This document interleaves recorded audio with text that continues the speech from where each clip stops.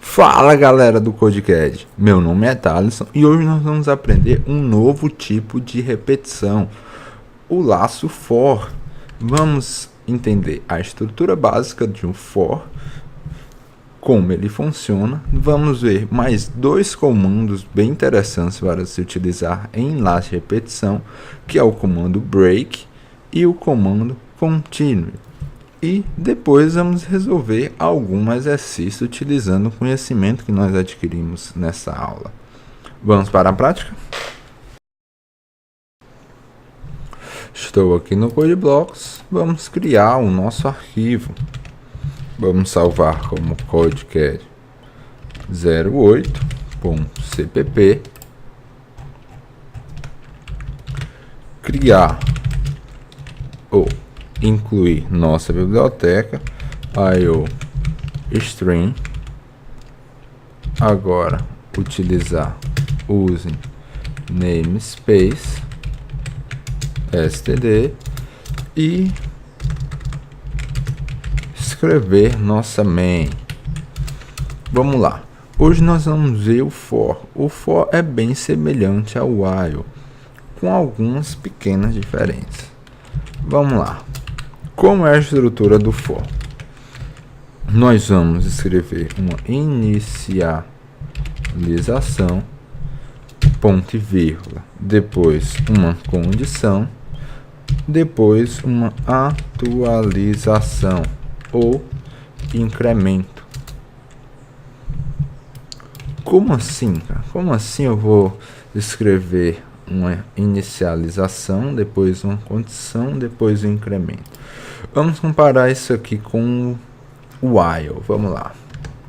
No while da aula passada, o que é que nós fizemos? Nós escrevemos while e uma condição. E aqui nós escrevemos os comandos. E aqui também vamos colocar comandos. Tudo bem? Foi isso aqui que nós fizemos, né? No nosso while. Só que nós vimos o quê? Que para utilizar variáveis nas condições, eu deveria antes inicializar ela. Então eu colocava um x recebendo algum valor aqui, né? Eu primeiro inicializava uma variável para que eu pudesse utilizar na condição. E nós vimos também na aula passada o que ao final dos comandos, se eu estou utilizando alguma variável aqui, eu tenho que alterar o valor dela, porque se eu não alterar o valor dela, esse while nunca vai chegar a ser falso e ele vai se repetir eternamente em um loop infinito. Então nós vimos que ao final dos comandos nós devemos escrever uma atualização ou incremento das variáveis, né? Dos valores das variáveis que nós utilizamos aqui nessa condição. Então, essa estrutura aqui que nós vimos do while é resumida nessa estrutura do for. No lugar disso aqui, a gente escreve aqui nossa condição, nós escrevemos na condição, e a atualização nós escrevemos no terceiro campo do for. Tome muito cuidado com essa separação e de ponto e vírgula. Muita gente que está começando confunde esse ponto e vírgula para separar com uma vírgula. Se você escrever a vírgula, vai estar errado. Lembre-se, for utiliza ponto e vírgula. Agora vamos lá. Vamos fazer um exemplo de for aqui. Vamos lá. Eu posso colocar uma variável x aqui. Como no for já tem a inicialização, eu posso escrever a minha inicialização já no primeiro campo do for. Eu não vou colocar aqui. Vamos lá. Eu posso colocar para x começar com valor 5, com valor 1, desculpe, ponto e vírgula. Agora eu vou fazer minha condição, a mesma que a gente fez na aula passada. Qual foi? Enquanto x for menor ou igual a 5, eu vou fazer outra coisa. O que? X recebe x mais 1. E para cada interação eu vou imprimir o valor de x. Vamos executar isso aqui. Perceba, a saída dele é a mesma saída utilizando um while que a gente fez na aula passada. Iniciando x com valor 1, a condição sendo enquanto x for menor ou igual a 5, e a atualização do valor x de 1 em 1, ou seja, x recebe x mais 1. Tudo bem? Resumidamente, o while, ou a diferença do while e o for é isso, que o for, ele, resumidamente, já traz aqui os campos para a gente colocar alguma inicialização de valor de variável, a mesma uma condição mesmo que o while, e um campo para a gente colocar as atualizações das variáveis que nós vamos utilizar aqui. Tudo bem? Nessa atualização, você raramente vai ver um código escrito para atualizar x mais 1 dessa forma. O que é que normalmente é feito? Vamos escrever aqui em cima.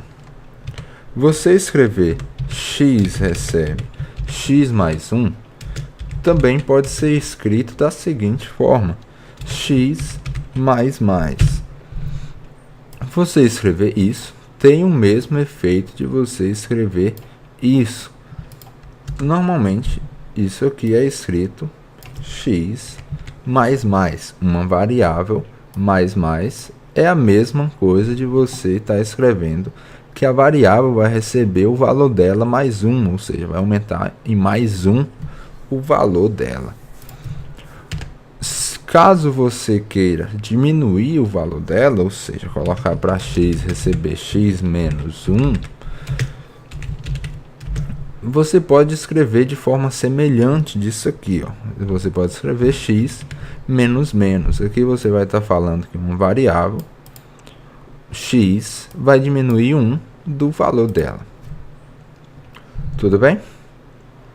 Então, vamos executar outra vez esse código com a nossa atualização utilizando x mais mais.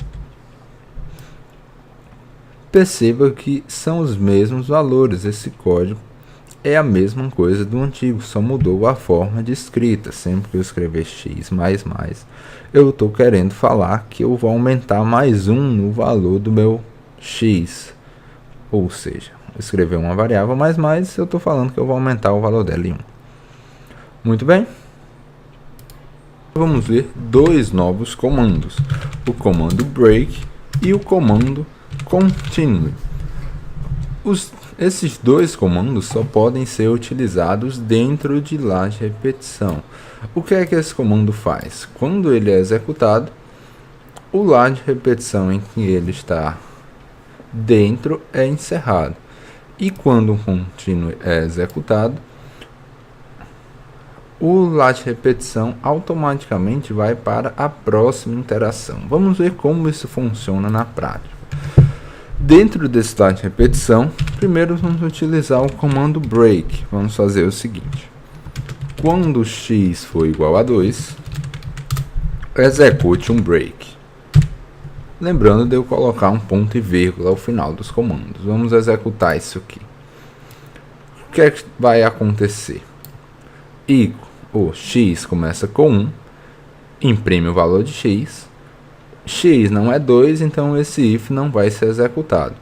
Executa outra vez. X agora vai ser 2, porque a cada laço o meu x está aumentando mais 1. Então, o que é que eu vou fazer? Imprimir o valor de x, 2. Agora, x é 2. Então, o break é executado. E o que é que acontece? O laço de repetição é encerrado. Perceba que eu não imprimo os demais valores até o 5. Quando chega no break, eu saio do laço de repetição. Tudo tranquilo? Agora vamos fazer o seguinte. Vamos mudar a ordem aqui e vamos utilizar o comando continue. O que é que esse comando vai fazer? Quando chegar no 2, eu vou ir para o próximo laço de repetição, ignorando os próximos comandos que vai ter dentro do laço. Chegou no continue, passo para o próximo, para a próxima repetição do meu laço. Vamos aqui, vamos executar. Perceba que ele imprimiu o 1, o 3, o 4 e o 5. Ele não imprimiu o 2. Por quê?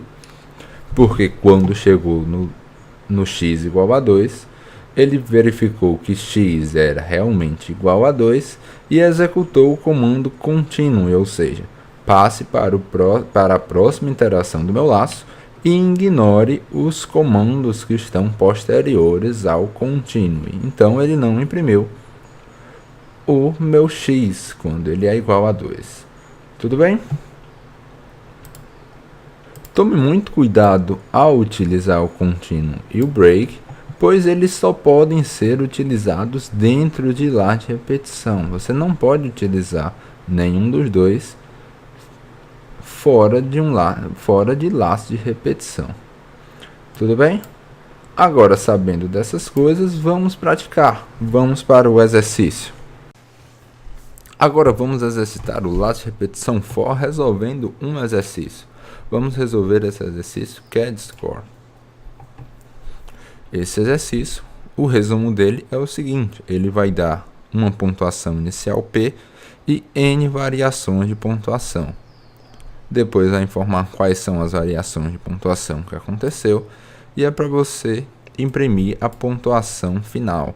Com um detalhe que nunca a pontuação pode ficar maior do que 100, ou seja, se por um acaso a pontuação ficar maior do que 100, ela deve voltar a ser 100, porque ela nunca pode ser maior do que 100. E o outro detalhe é que a pontuação nunca pode ser menor do que 0, ou seja, se a pontuação por um acaso ficar negativa, ela tem que ficar sendo 0, porque não pode ter uma pontuação menor do que 0. Vamos fazer esse problema.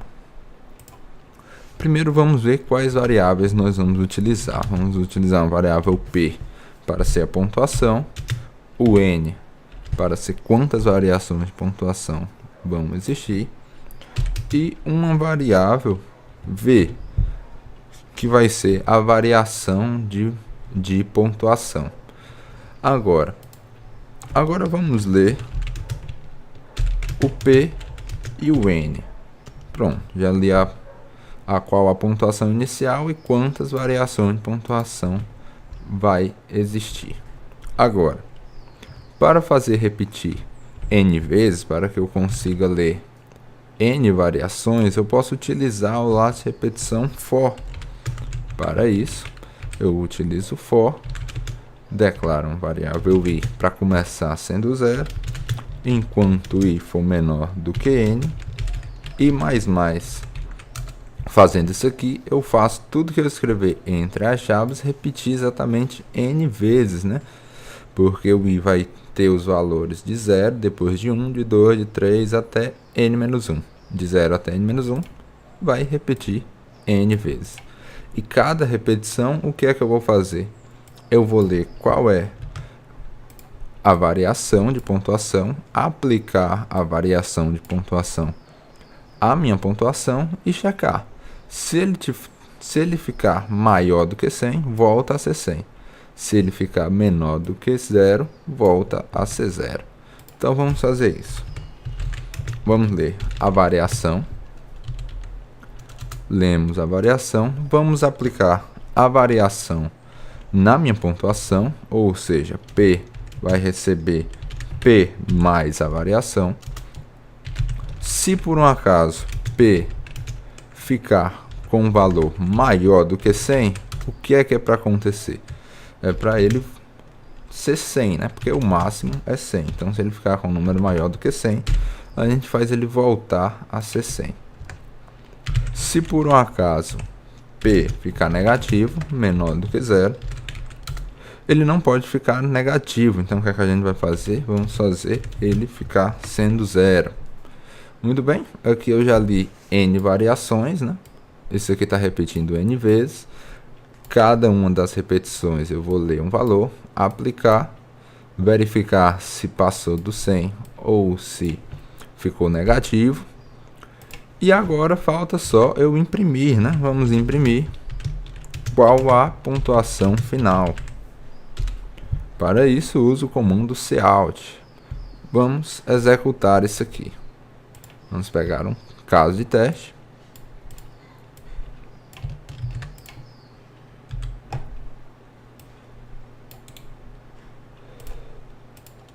Colar. E deu 53, que era realmente o que ele estava esperando. Agora vamos para o segundo caso de teste.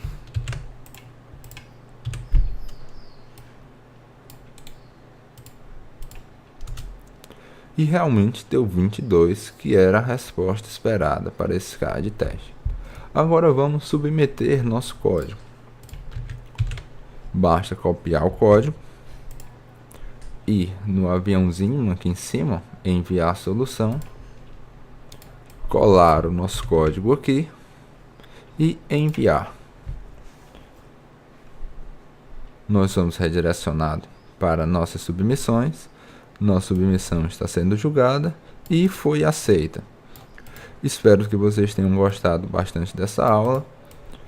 Vocês devem treinar bastante o laço de repetição for, porque é um laço muito utilizado. E é isso, pessoal. Até a próxima aula.